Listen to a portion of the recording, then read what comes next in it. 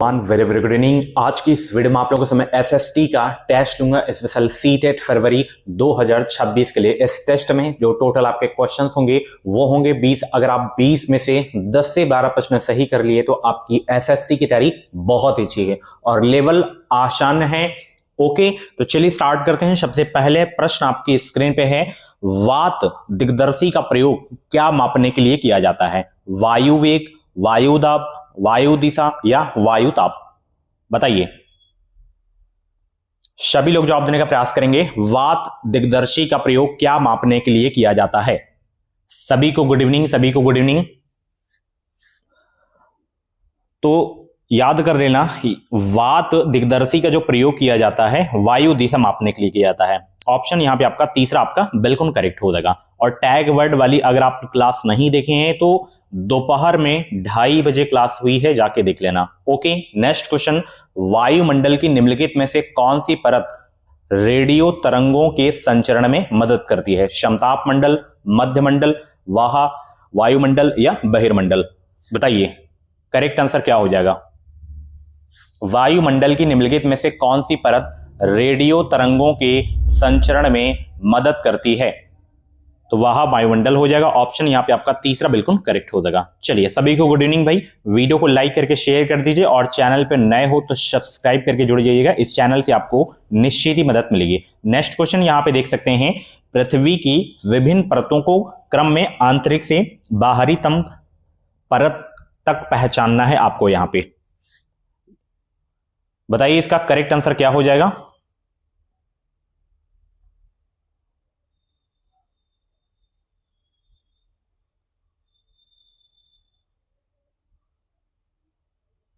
सभी लोग जवाब देने का प्रयास करेंगे, इसका करेक्ट आंसर क्या हो जाएगा?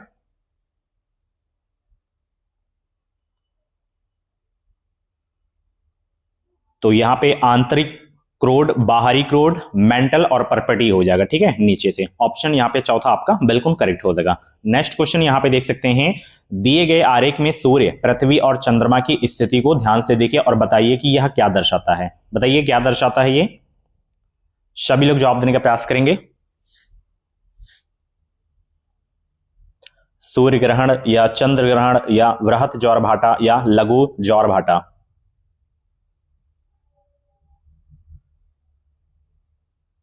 तो यहां पे लघु ज्वारभाटा हो जाएगा। ऑप्शन यहां पे आपका चौथा बिल्कुल करेक्ट हो जाएगा। चलिए, अगला प्रश्न यहां पे देख सकते हैं भाई कि जब नदी मैदान में प्रवेश करती है तो यह मुड़ जाती है और बड़े मोड़ बनाकर बहती है, जो कहलाता है क्या? तटबंध, बाढ़ का मैदान या विसर्प या चाप झील? बताइए इसका करेक्ट आंसर क्या होगा? जब नदी मैदान में प्रवेश करती है तो यह मुड़ जाती है और बड़े मोड़ बनाकर बहती है, जो कहलाता है?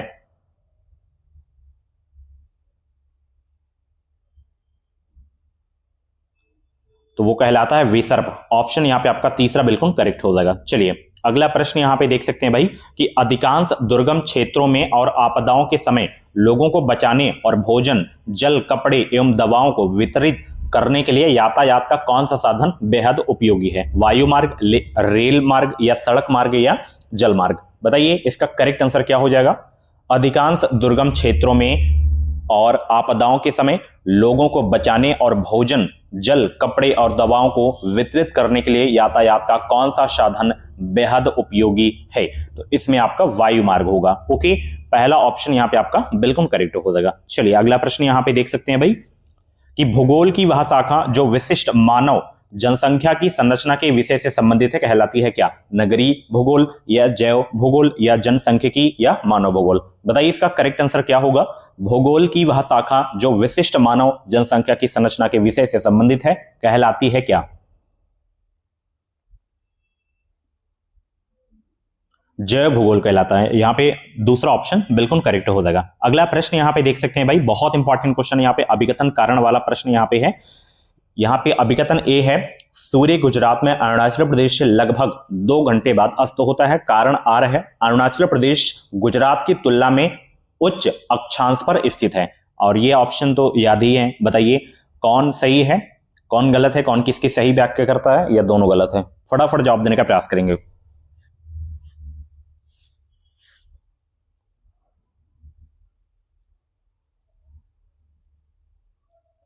यहां पे दोनों सही हैं, बट यहां पे व्याख्या नहीं कर रहे हैं सही से, ठीक है ना। चलिए अगला प्रश्न यहां पे देख सकते हैं कि निम्नलिखित में से कौन सा ऊर्जा का गैर परंपरागत स्रोत है? ईंधन, प्राकृतिक गैस, सौर ऊर्जा या कोयला? बताइए निम्नलिखित में से कौन सा ऊर्जा का गैर परंपरागत स्रोत है? सभी लोग जवाब देने का प्रयास करेंगे। ईंधन होगा या प्राकृतिक गैस या सौर ऊर्जा या कोयला? तो ऊर्जा का गैर परंपरागत जो स्रोत है वो है सौर ऊर्जा। ऑप्शन तीसरा आपका बिल्कुल करेक्ट हो जाएगा। चलिए सभी लोग वीडियो को लाइक शेयर जरूर कर दिया करें। चलिए अगला प्रश्न यहां पे, विशेष रूप से निर्मित टैंकों और तालाबों में मछली का प्रजनन कहलाता है सेरीकल्चर, विटिकल्चर, हॉर्टिकल्चर या पिसिकल्चर? बहुत ही सरल प्रश्न है, जवाब दीजिए फटाफट सभी लोग। विशेष रूप से निर्मित टैंकों और तालाबों में मछली का प्रजनन कहलाता है क्या?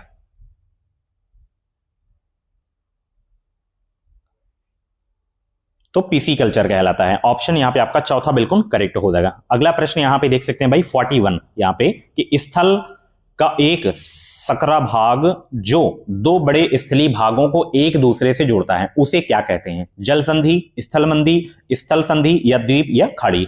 बताइए। स्थल का एक सकरा भाग जो दो बड़े स्थलीय भागों को एक दूसरे से जोड़ता है उसे क्या कहते हैं?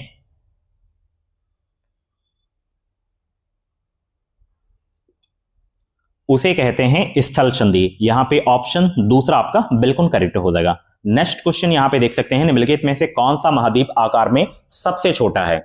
बताइए भाई सबसे छोटा कौन सा है? ऑस्ट्रेलिया, दक्षिण अमेरिका, अफ्रीका या यूरोप?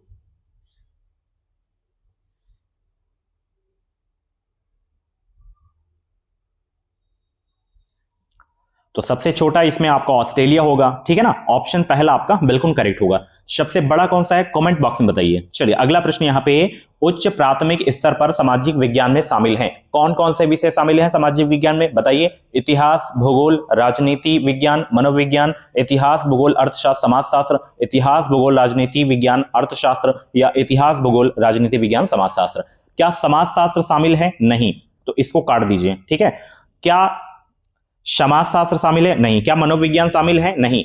इतिहास, भूगोल, राजनीति विज्ञान, अर्थशास्त्र शामिल है सामाजिक विज्ञान में। ऑप्शन तीसरा आपका बिल्कुल करेक्ट हो जाएगा, ठीक है ना। चलिए अगला प्रश्न यहां पे देख सकते हैं भाई, बहुत इंपॉर्टेंट क्वेश्चन है। आगमनात्मक अधिगम निम्नलिखित में से किस विधा का विरोधाभासी है? व्याख्यानात्मक शिक्षण, संरचनात्मक प्रशिक्षण, अनुकरण या निपुणतात्मक अधिगम?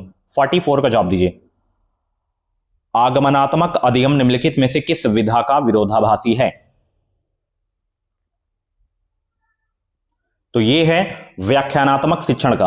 ऑप्शन यहां पे आपका पहला बिल्कुल करेक्ट हो जाएगा। चलिए अगला प्रश्न यहां पे देख सकते हैं, दिए गए कथनों ए और बी को पढ़िए और सही उत्तर का चयन करिए। ए है आलोचनात्मक सोच धारणाओं के निर्माण तथा विचारों के अनुप्रयोग और विस्तार को बढ़ावा देती है। बी है यह दूसरों के तर्कों और विश्वासों को समझने और मूल्यांकन करने में मदद नहीं करती है। बताइए कौन सा करेक्ट होगा? सभी लोग जवाब देने का प्रयास करेंगे। दोनों में से बताइए कौन सा सही है कौन सा गलत है। तो यहां पे ए सत्य है और बी आपका असत्य है। पहला ऑप्शन आपका बिल्कुल करेक्ट हो जाएगा। चलिए अगला प्रश्न यहां पे देख सकते हैं, अनुभवजन्य साक्ष्य क्या है? इंद्रियों के माध्यम से वास्तविक दुनिया में एकत्रित आंकड़े या अनुसंधान के लिए एक संख्यात्मक दृष्टिकोण या मैट्रिक इकाइयों में मापे गए आंकड़े या आंकड़ों के संग्रह के विश्वसनीय तरीकों का उपयोग कर एकत्रित आंकड़े? 46 का जवाब दीजिए। अनुभवजन्य साक्ष्य क्या है?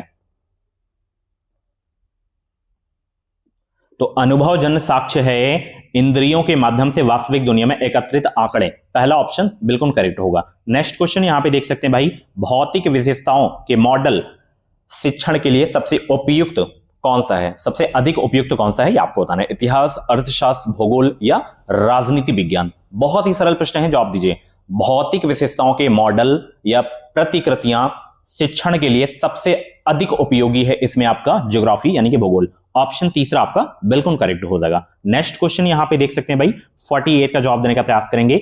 स्थानीय समाचार पत्र में मौसम की जानकारी का संग्रह किस प्रकार का स्रोत है? प्राथमिक स्रोत है, द्वितीयक स्रोत है या तृतीयक या प्राथमिक और तृतीयक दोनों? 48 का जवाब दीजिए सब लोग। स्थानीय समाचार पत्र से मौसम की जानकारी का संग्रह किस प्रकार का स्रोत है? यह है द्वितीयक। ऑप्शन दूसरा आपका बिल्कुल करेक्ट हो जाएगा। चलिए 49 का जवाब दीजिए सब लोग। सीखने की अक्षमता वाले शिक्षार्थी किस प्रकार की कक्षा में अन्य छात्रों के साथ सीखते हैं? अनन्य, विशेष, समावेशी, आधुनिक। बहुत ही सरल प्रश्न है, फटाफट जवाब दीजिए सब लोग। सीखने की अक्षमता वाले शिक्षार्थी किस प्रकार की कक्षा में अन्य छात्रों के साथ सीखते हैं? तो यहां पे समावेशी होगा।